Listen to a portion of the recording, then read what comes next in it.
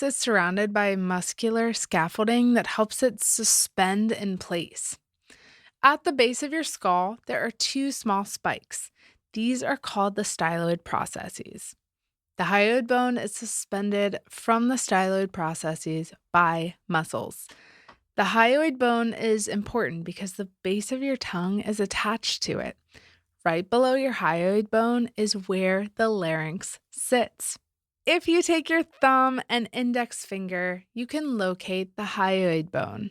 I find it easiest to first locate the Adam's apple, then run my finger up until I find the next bony bump above it.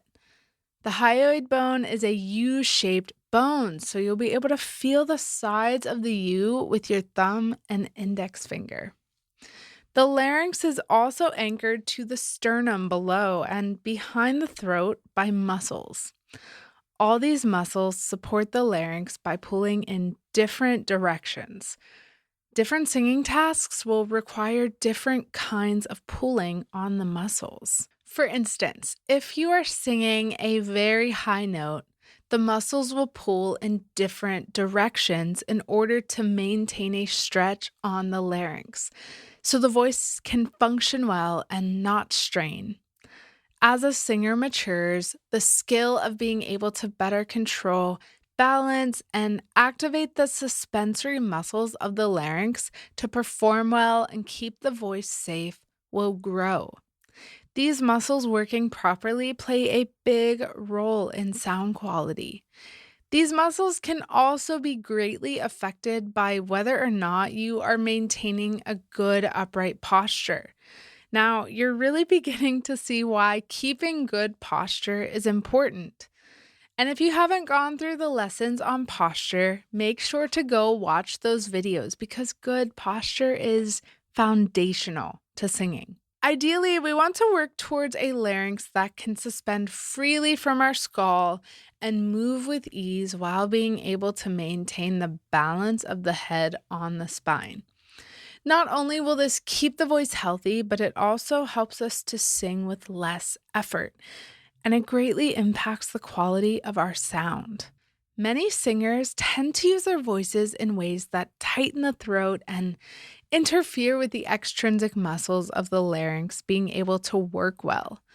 We can find ourselves constricting our muscles and pulling the larynx down a lot of times. And these muscles that pull downward on it tend to be muscles that are already quite overworked, like our suprahyoid muscles right here under the jaw. And this can cause the larynx to not work properly. You can see this bad habit in a lot of singers with neck and throat muscles that look as if they are straining, especially when singing high notes or longer phrases of music. Using the voice in a very heavy way can cause this tightening of the throat muscles. Here's what that would sound like for me. My voice feels heavy, I feel my throat tightening, and prolonged use of my voice like this could cause hoarseness.